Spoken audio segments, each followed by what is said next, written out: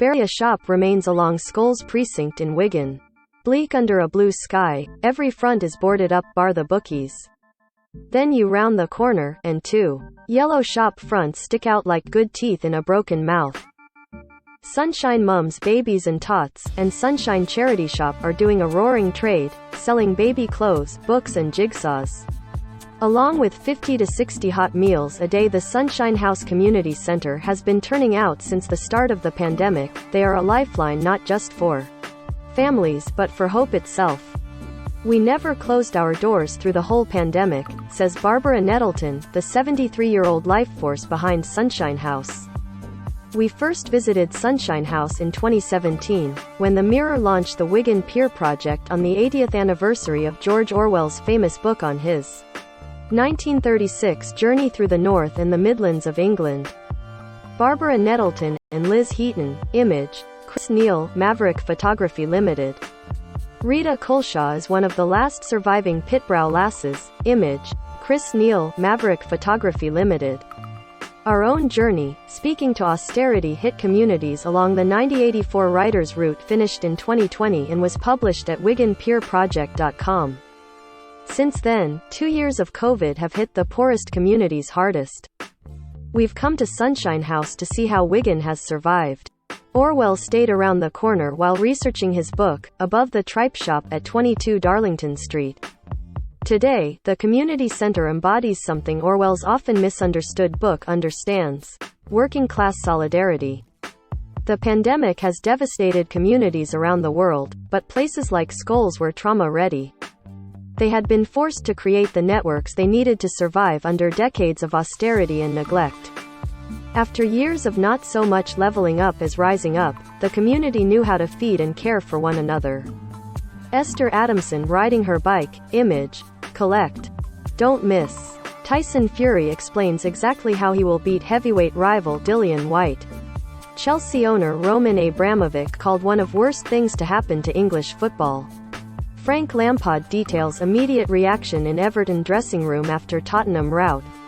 Sharon and Kelly Osbourne mark 20th anniversary since the Osbournes' reality show debut. To find the bereaved support group at Sunshine House, follow the laughter. We have been known to be thrown out, admits founder Diane Waring, 69. We started 2 months before the first lockdown, so when it happened, we were there for each other. Maureen Sandilands, 79, adds, when you're bereaved, the worst thing is at night. I would have gone to pieces without this place. It's not a bereavement group anymore. It's a friendship group. The room is named for Derek Roper, who had dementia. When he was dying, Derek kept asking for his best friend Tommy, his widow Josie says. By the time I tracked him down, Derek had died. Tommy's wife had also just died, so he joined the group with Josie. I would have died of a broken heart without it, he says. Christina Waite, 80 and Eddie Friel, 74, met through the group, and everyone wants a Sunshine House wedding. Sunshine House is a magical place that exists on a shoestring. Barbara says it lost 95% of its income when COVID hit. We've had to be inventive, she adds. Sunshine Charity Shop in Wigan, Image, Chris Neal, Maverick Photography Limited. Most read. Pasha Lee dead. Ukrainian actor who quit to sign up for country's defense is killed.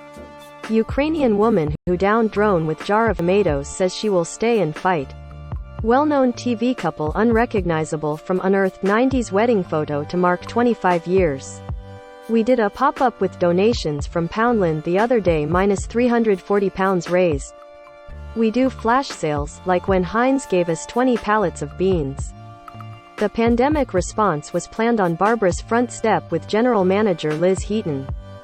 At home isolating, Barbara kept busy by laundering baby clothes donations.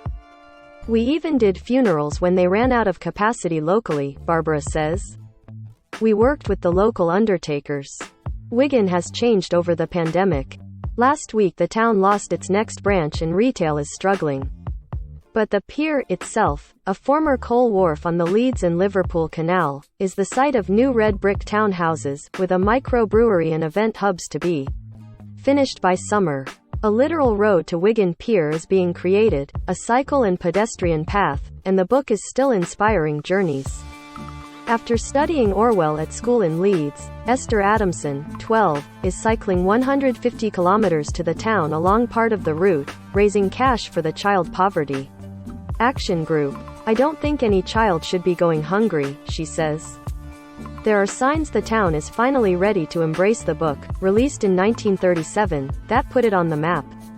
At the weekend, a permanent exhibition to Orwell, real name Eric Blair, was opened at the Museum to Wigan Life by his son Richard Blair. Lisa Nandy at the refurbished Swan and Railway pub, Image, Chris Neal, Maverick Photography Limited. Orwell researched the road to Wigan Pier in the reference library upstairs. In spite of the impression George Orwell disliked Wigan, he was never in doubt about the spirit of the people, Richard says. He only wanted to bring to the world's attention the terrible conditions that people had to endure as a result of the Depression and the perceived indifference of the coal and mill owners. We look in on Rita Colshaw, 87, one of the last surviving Pitbrow lasses, who helped us make our film about Wigan's mining history. She cleaned coal that miners brought to the surface. Now she lives in a bungalow with Frank. The cost of living has rocketed since we last met. We get 25p for Frank being 80 in November, Rita says, dryly. If we save it all up for a month, we'll be able to afford a loaf of bread in Asda. The pub seen from outside, Image, Chris Neal, Maverick Photography Limited. Author George Orwell, Image, P.A. Verklempt, a food project named after the Wiganese for being starving hungry, delivered food parcels to Rita and her neighbors during lockdown. We asked Brexit supporter Rita what she made of the government response to COVID. People didn't vote for Boris to look after them in a pandemic or fight a war, she says.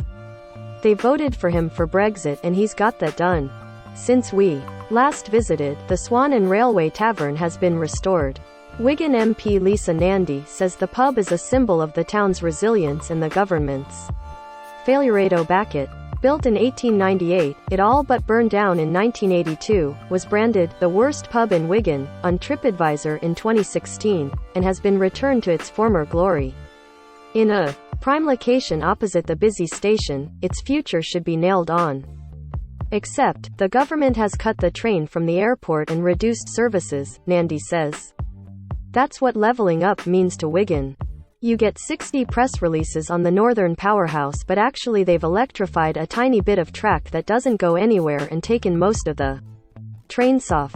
The new Shadow Secretary of State for Levelling Up calls levelling up a partial refund, where millions were robbed from areas with a few vote-pleasing handouts in return.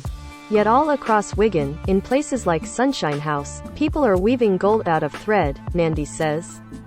Imagine what they could do with a government that backed them. Now, 85 years on, Orwell's book continues to resonate. People often think it portrayed Wigan as a grim place, Nandy says. But I read it as a love letter to the people of Wigan. To donate, click here. Read more. School community devastated by sudden death of teacher who collapsed in playground. Read more. Shocking images of single punch attack show victim with half his head missing.